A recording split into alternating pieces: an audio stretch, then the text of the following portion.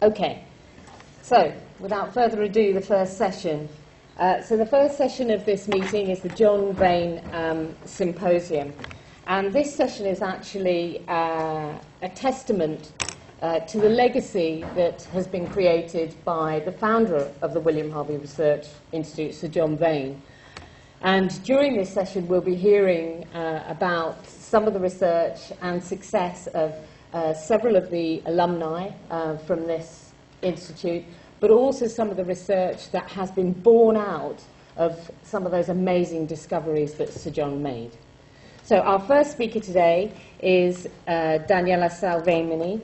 And Daniella is a professor in the Department of Pharmacology, which comes first, and Physiology, at St. Louis University in the medical school. Daniella actually did her PhD with Sir John in the years 1987 to 1990. Do you mind me saying that? It gives away your age a little bit, but I think there are lots of us who are there with you. You couldn't tell, Daniella. And Daniella is going to talk to us today about novel therapeutic targets for chronic neuropathic pain. Daniella. So first of all, I would like to thank the organizers for inviting me here today. Of course, it's a great pleasure and an honor to be back at this wonderful conference. And so over the last 20 years or so, my research efforts have focused about understanding the neuropathological basis of neuropathic pain. And today I'll tell you a little story about a very exciting project that I started in about 2007 that is taking us from the bench all the way to probably the clinical trial. So this is my disclosure. So pain is a huge problem. In America alone, there's about 100 million of adults that have pain. So this is actually an epidemic. It's just amazing. The amount of socioeconomic cost is outrageous in the billions of dollars in medical treatment and lost productivity. And these numbers will, of course, only increase due to our aging population. Of that component, neuropathic pain is a very important subject. Neuropathic pain syndrome is basically the end product of an initiating etiology. It can be metabolic disorders, it can be infection, injuries, and so forth, that then combines with individual contributing factors, genetics, environmental factors such as diets, that then lead to individual pathophysiological outcomes that then lead to our neuropathic pain syndrome. So very, very heterogeneous, and about 15 to 20, 30 millions of people in the US alone have it. Now, the problem with chronic neuropathic pain, and that is why I showed you the picture of Leonardo da Vinci at the beginning, is that it is very, very difficult to treat. We have opioids, we have gabapentinoid, we have antidepressant, and they don't really work. And so the definition of a good drug for neuropathic pain is one that fails to cause pain relief about 80% of the time. So it is a huge problem. The neuropathological mechanisms remain poorly understood despite extensive research effort, and novel medications are clearly needed. And so what we've done since 2007 is that we've discovered that chronic neuropathic pain has a very important component, and that is a loss of the adenosine signaling at the A3 receptor. And what we've shown is that selective A3 agonists are novel non-narcotic analgesics. So they're a novel class of drugs here. So this is just for those of you that are not familiar with the adenosine. The A3 receptor was the last of the receptor that was cloned. It is expressed in neurons, it is expressed in immune cells, and it is expressed in glial cells. Now, glial cells are your inflammatory cells of the central nervous systems. And glial cells play a very important role, we now know, in chronic neuropathic pain states. We also found the receptors to be in important pain centers, such as in the spinal cord and in the RVM, as well as in the reward centers, such as the VTA and the nucleus accumbens. Now, when I started the project in about 2007, A3 agonists and antagonists had been developed, and the real world leader here is Ken Jacobson, who is at the NIH. He's a world-class known international leader in chemistry, and he started making these A3 agonists, which are all based on adenosine itself with modification on the purine base and the ribose sugar. Now, what I found attractive in that period was that nothing was known about the contribution of the A3 receptor in the context of pain. Everybody knew about the A1 receptor and the A2A receptor, but nothing was known about the A3 receptor. But we were not being able to capitalize on the power of adenosine as an analgesic, because activation of the A1 and the A2A in the cardiovascular system has severe kind of side effects. So what I also found exciting was in about 2007, Ken's compounds were actually brought forward in clinical trials for inflammatory diseases and anti-cancer agent. And in those days, I was actually working in understanding the mechanism underlying chemotherapy-induced painful peripheral neuropathy, which is a major problem. I'll talk about it a little bit later.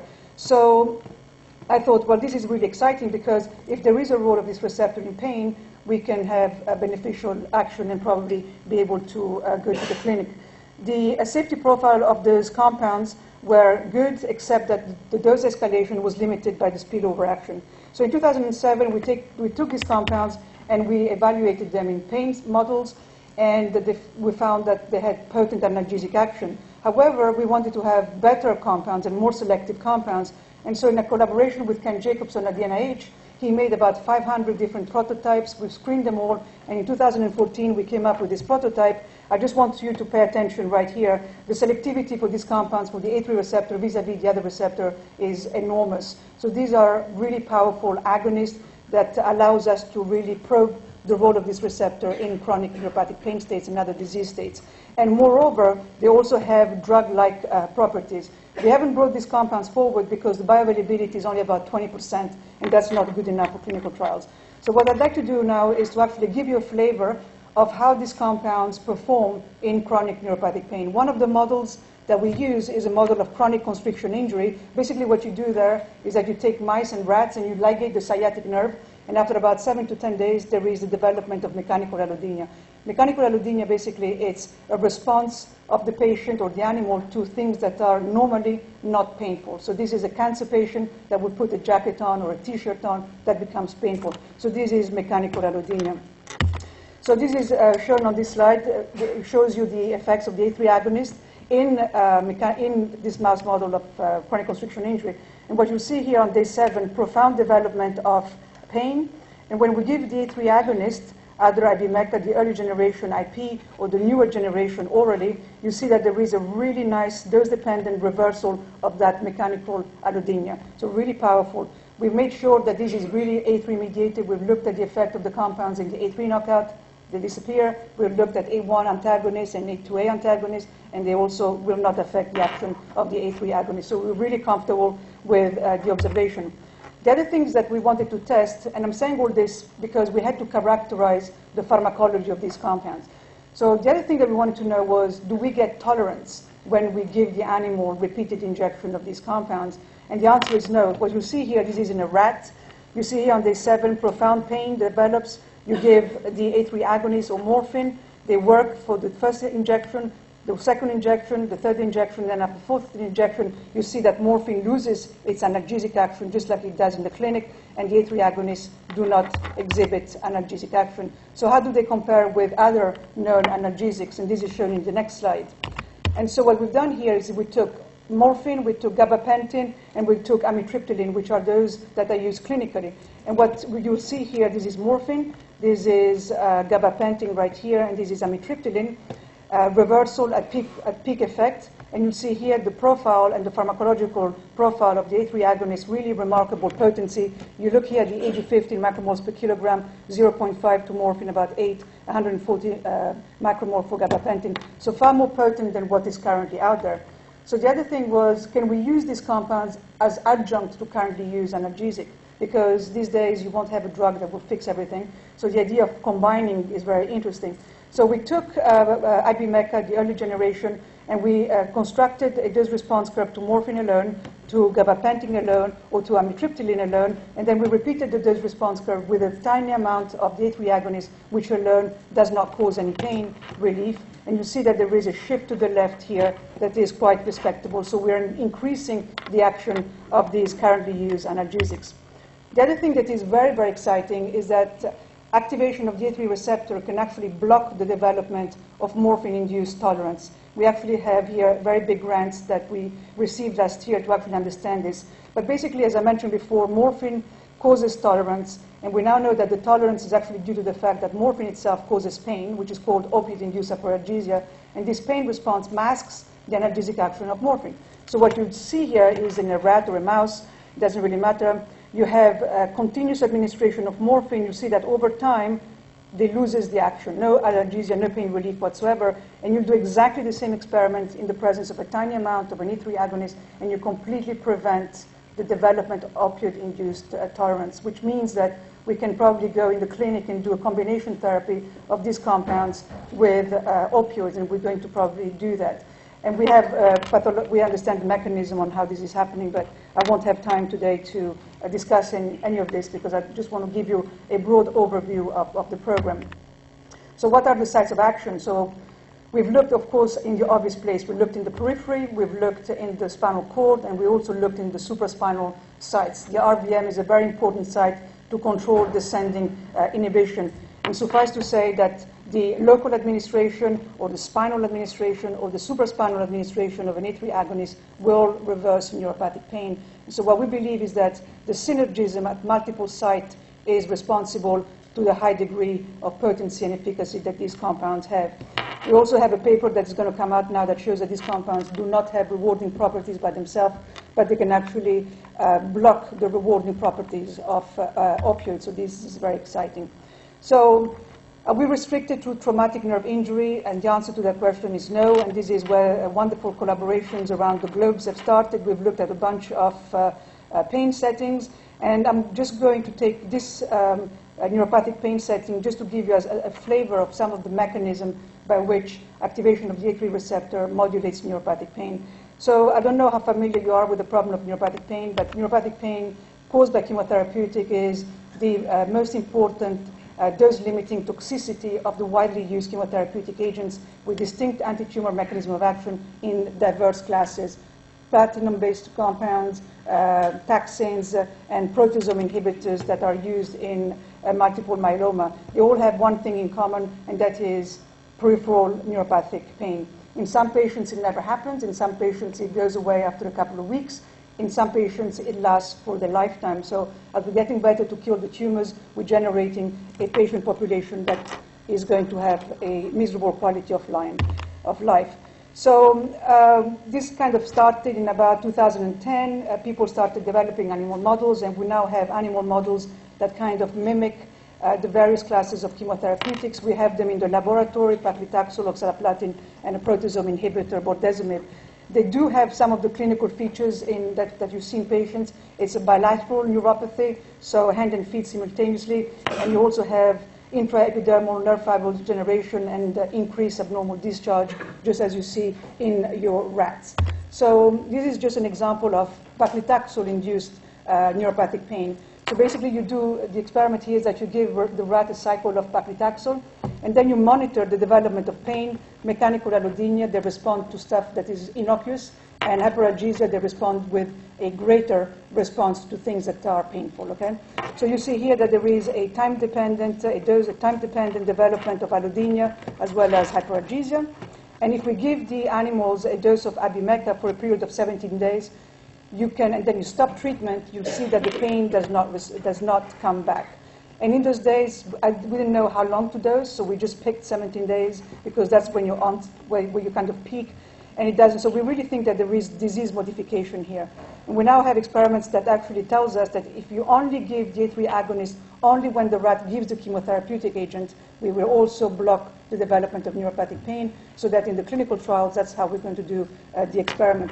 And so these compounds do not interfere with the anti-cancer action of these chemotherapeutic agents. They actually are going forward themselves as anti-cancer mechanism. All right, so if we take now if we now take the spinal cord and the dorsal horn here, which is the primary afferent input for pain signaling, we take the dorsal horn and we see what goes on in there. What we see is that there is profound activation of MAP kinases and transcription factors. Okay, so you see here P38, it's activated, ERK is activated, there is activation of NF-kappa B, as you can see here, and there's also a significant increase in TNF-alpha and IL-1 beta. These are very potent pro-inflammatory and neuroexcitatory cytokines. They activate those neurons and they increase excitability. When you look at IL-10, there's not much of an increase. So in the presence of an E3 agonist, see what happens here. We attenuate significantly NF-kappa B activation as well as the ERK and P38. So they have a profound action on the activation of these transcription factors. And this is very similar data that people are obtaining now in the field of arthritis as well as autoimmune disorders. When you look at the effect on the pro-inflammatory cytokines, TNF-alpha and IL-1 beta, there's a reduction. But look at what happens with IL-10. Now, IL-10 is one of the most potent anti-inflammatory and neuroprotective cytokines that is known out there, but you really cannot manipulate it and capitalize on it from a therapeutic standpoint. So if you have a drug that can increase IL-10, it's really an important finding. I'd like to show that although you have an increase in IL-10, there is a functional relevance of that IL-10. And so what you find here is that what we did was we gave, this is oxaliplatin, nice time-dependent development of that pain response. And now we give a spinal injection of the A3 agonist. You can see that we nicely inhibit that. And now see what happens when we take and put a neutralizing antibody against IL-10, and then we give the A3 agonist. We completely eliminate the effect of the A3 agonist. So really these compounds are exerting their beneficial effect in chronic neuropathic pain through IL-10. Do they reverse it? I mean, this is a situation where a cancer patient already have the neuropathic pain. Can we have beneficial action? And this is what we've done here. Basically, on day 25, after oxaliplatin, we put the drug in a mini pump. We gave it to the rat subcutaneously. The pump delivers the drug, and you have a very nice reversal. And that reversal is also IL-10 dependent, as shown here. This is a reversal with the A3 agonist by itself, and this is in the presence of a neutralizing antibody to IL-10. So to us in the pain field, this is very, very exciting results. This is not on the dependency on IL-10 is not only something that you'll find in the dorsal horn of the spinal cord, but it's also very important when you look at the effects at supraspinal sites, such as, for example, in the RVM. This is day 25. You give the compound systemically. We reverse the pain response, and this is the same experiment done with an injection in the RVM of the neutralizing antibody. Okay, so again, it's not paclitaxel mediated, oxaliplatin dependent, and so forth. This is the model of traumatic neuropathic pain that I showed you before. Day 8, we give the pump with the compound, and then we give a spinal injection of the antibody against IL-10. Rapid reversal of the beneficial action, rapid reversal, and rapid reversal. And so what we are actually now trying to understand is how engaging the A3 receptor is actually modulating the production of cytokines as well as IL-10. And so this is a kind of a working model. We have nerve injury, something happens to your glial cells, maybe the TLR receptors are activated, we're activating transcription factors and MAP kinases, we're generating pro-inflammatory and neuroexcitatory cytokines at the expense of the beneficial ones. And when we give the A3 agonists, we shut this down and we make more anti-inflammatory cytokines. So this is where we are since 2007. We have focused about almost 10 years looking at changes in the dorsal horn. We also have some evidence that these agent impact the deficit of the mitochondria in the peripheral sensory apparent. So we are working, I have a bunch of PhD students working in the periphery here, and we are moving along into the brain. And so from 2007 to 2016, we know that these agonists are druggable, they're potent, they're non-narcotic, and they stand alone.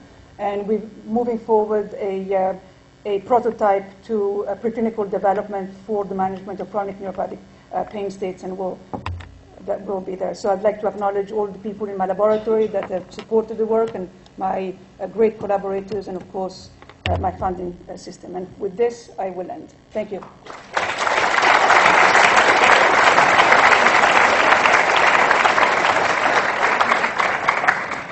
Thank you, Daniella. And I was on time, too. Yeah, perfectly on time. Thank you. Questions? Well, can I... Oh, no, of course, go ahead. Daniella, thank you. That was a magnificent start and really critically important for the understanding of the pain pathways, especially with arthritis. I'm a rheumatologist. And so I wonder whether you can expand a little bit on the possibility of expression heterogeneity of the A3 adenosine receptor in disease tissues such as the synovial tissue or in patients with arthritis, because there is clearly an extremely diverse response to anti-inflammatory, response to second-line biologic therapies, as well as the kinase inhibitors. Right. So, so with these compounds, we look at the selectivity across the species. So we know that we maintain that kind of selectivity. In arthritis, the group that is actually taking these compounds and moving them forward is actually going for arthritis. And the data in arthritis they are, I think, in phase 2 clinical trials looks quite respectable. So, and they also have a similar effect on the cytokine profile. Do you have evidence of heterogeneity of expression to relate the clinical parameters of pain? No. And the receptors, the A3 receptors, they're expressed centrally, but they're on the peripheral nerve Yes, endings too? they're in the peripheral nerves, and they're found also in spinal cords and supraspinally. Now, they're not really abundantly expressed compared to the other receptors, but the beauty of this kind of receptor is that they're actually upregulated in the settings of inflammation and cancer. That is how people are capitalizing on the upregulation of the receptor to specifically target as an anti-cancer action. So they upregulate. And are they specifically associated with any sort of subsets of particular types of neurons, or are they? We'll look on that. We don't know yet. I was just Right. wondering if the C fibre is a place where it's associated Probably. in the relationship.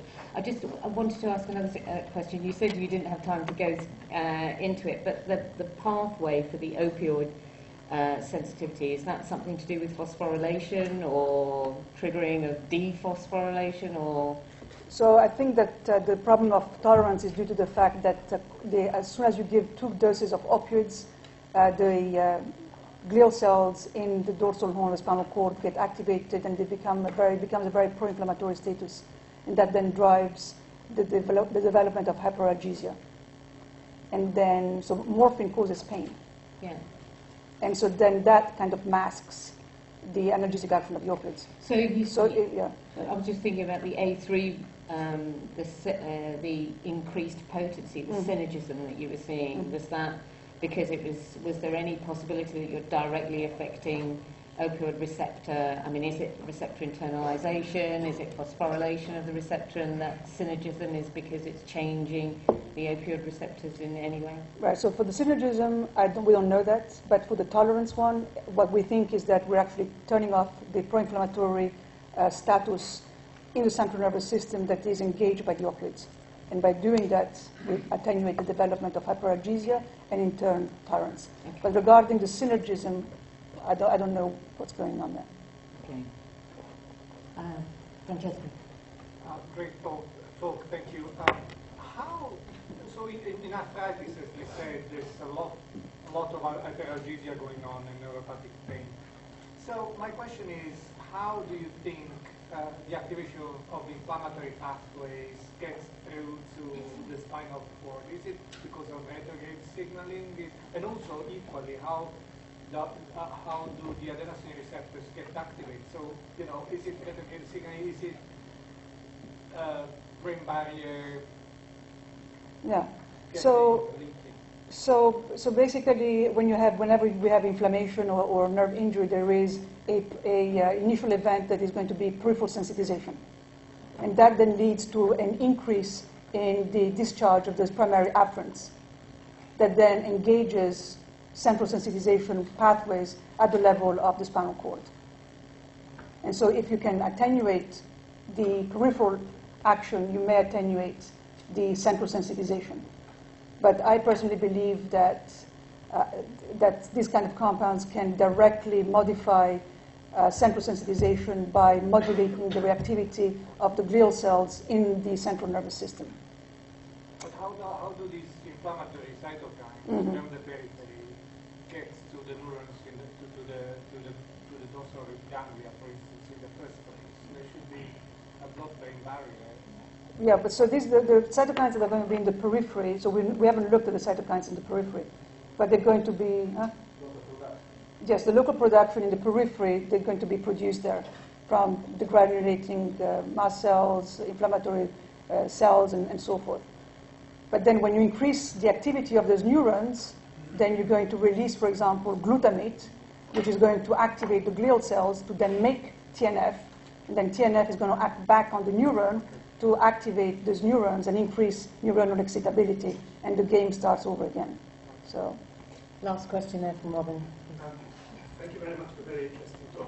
Have you had a chance to look at the effect on the peripheral neuropathy that occurs with chemotherapy agents, treatment in patients treated with? Right. So we haven't looked at the neuropathy by itself, but what we have done, which I haven't had the time to show, and the paper is published, is actually we've looked at the loss of intraepidermal nerve fibers that is associated with chemotherapy, and we're doing this with Gary Bannett at McGill University. So in all of these models, there's a decrease in the INFs.